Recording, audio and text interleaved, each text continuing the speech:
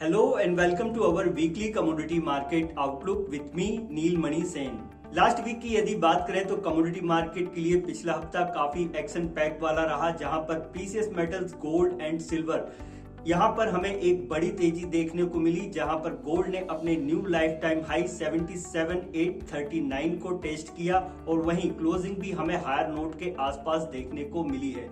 इसके साथ ही यदि बात करें सिल्वर की, तो सिल्वर में भी हमें लास्ट ट्रेडिंग सेशन में लगभग 4% के ऊपर का एक अपसाइड का मोमेंटम देखने को मिला है और वहीं क्लोजिंग इसमें 95,400 के रिकॉर्ड स्तर पर देखने को मिल रही है। लास्ट वीक प्रीशियस मेटल्स में आई इस बड़ी तेजी के पीछे का मेन रीजन क्या रहा? इसका दो मेन रीजन सामने निकल करके आते हैं। एक तो यूएस की तरफ से जो इंपॉर्टेंट इकोनॉमिक नंबर्स आए वो उम्मीद के मुताबिक रहे, जिससे कि नवंबर की फेड पॉलिसी में एक और रेट कट की उम्मीदें बढ़ चुकी हैं और वहीं इकोनॉमी अच्छा कर रही है, तो वहां स्लो डाउन की स्थिति जो बन सकती थी उसका फेयर थोड़ा कम होते हुए नजर आ रहा है। इसके साथ ही यदि बात करें तो इजराइल और ईरान के बीच में जो जियोपॉलिटिकल टेंशन चल रही है उसके कारण भी एक गोल्ड में सेफ हेवन डिमांड का जो कंसर्न है वो बना हुआ है। इसके कारण भी लोअर लेवल पर यहाँ पर सपोर्ट की स्थिति देखने को मिल रही है और आने वाले टाइम में हमें यहाँ पर और बड़ी तेजी बनते हुए नजर आ सकती है यदि स्थितियां इसी तरीके से रहती हैं तो।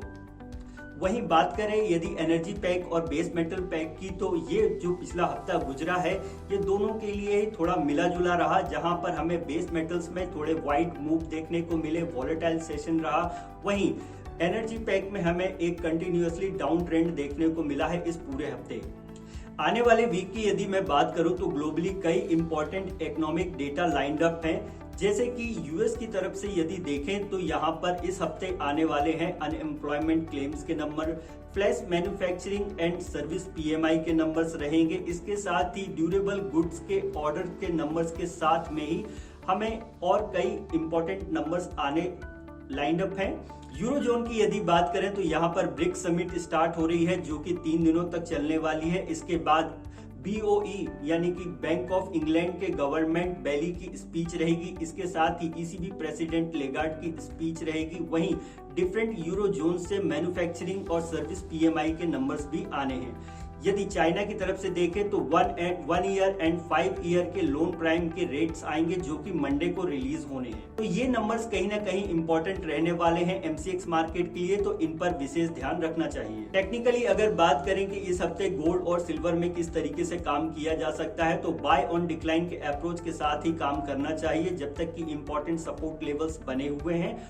वहीं हायर नोट पर हमें अपने प्रॉफिट बुकिंग को भी ध्यान में रखना चाहिए, क्योंकि लगातार 5 हफ्ते हो चुके हैं गोल्ड को बढ़ते हुए, तो यहाँ पर अपने प्रॉफिट को भी प्रोटेक्ट करना जरूरी है, इसलिए स्टॉप लॉस को ट्रेल करते चलें।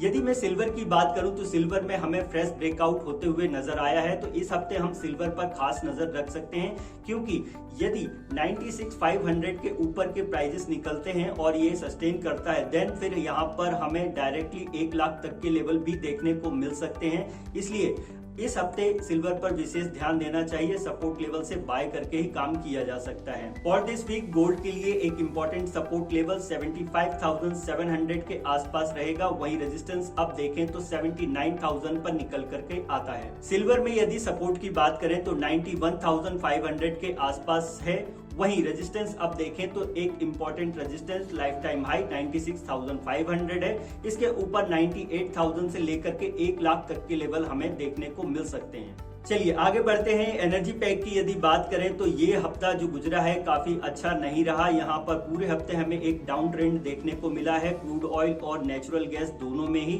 क्रूड ऑयल के गिरने की वजह तो ओपेक देशों के द्वारा आया हुआ एक बयान भी था, जहां पर उन्होंने डिमांड में इंटरप्शन की बात कही थी। इसके साथ ही यदि देखें तो कहीं ना कहीं जियोपॉलिटिकल टेंशन जो मिडिल ईस्ट से आ रही थी वो थोड़ा सा कूल डाउन होते हुए नजर आई हैं, इसलिए भी हमें क्रूड ऑयल के प्राइजेस में हायर लेवल से सेलिंग प्रेशर देखने को मिला है।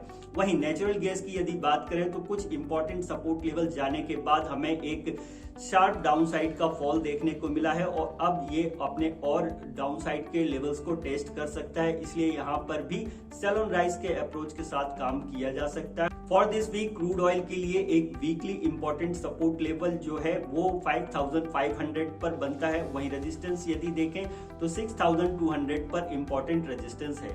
नेचुरल गैस के लिए एक इंपॉर्टेंट सपोर्ट लेवल अब जो निकल करके आ रहा है वो 180 पर है और ये लेवल जाते हैं तो 175 पर नेक्स्ट सपोर्ट रहेगा। वहीं रेजिस्टेंस देखें तो 211 पर इंपॉर्टेंट रेजिस्टेंस बनता है। बेस मेटल पैक की यदि बात की जाए तो पिछला हफ्ता इसके लिए भी अच्छा नहीं रहा, पर मिला जुला रहा, जहां पर हमें बोथ साइड के मूवमेंट देखने को मिले हैं। हायर साइड से हमें एक सेलिंग प्रेशर देखने को मिला, वहीं लोअर एंड से बहुत अच्छे उछाल भी देखने को मिले हैं। इस हफ्ते चाइना की तरफ से रिटेल सेल्स के नंबर रिलीज हुए जो कि कहीं ना कहीं बेस मेटल पैक के लिए पॉजिटिव साइड थे, पर फिर भी हमें बड़ी तेजी बनते हुए नजर नहीं आई है।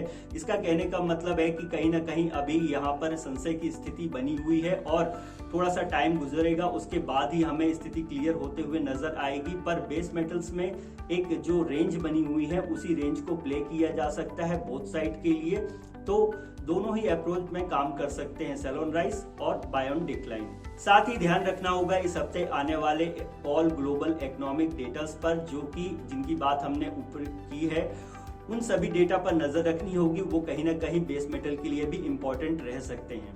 फॉर दिस वीक सभी बेस मेटल्स के सपोर्ट एंड रेजिस्टेंस की बात करें तो कॉपर में इंपॉर्टेंट सपोर्ट जो है वो 798 के आसपास है और अब रेजिस्टेंस जो है 840 पर बनता है। वहीं जिंक की बात करें तो सपोर्ट 274 पर है, वहीं रेजिस्टेंस देखें तो 289 पर निकल करके आ रहा है। एल्यूमिनियम में सपोर्ट लेवल जो है वो 232 पर है, वहीं रेजिस्टेंस देखें तो 243 पर बनता है। लेड के लिए इंपॉर्टेंट सपोर्ट लेवल 180 पर है, वहीं रेजिस्टेंस यदि देखें तो 185 पर इंटैक्ट है। तो ये था हमारा इस हफ्ते का weekly commodity market outlook. Such as more update please join our YouTube channel and like, share and comment also. Thank you. The content provided in the video is for informational and educational purposes only.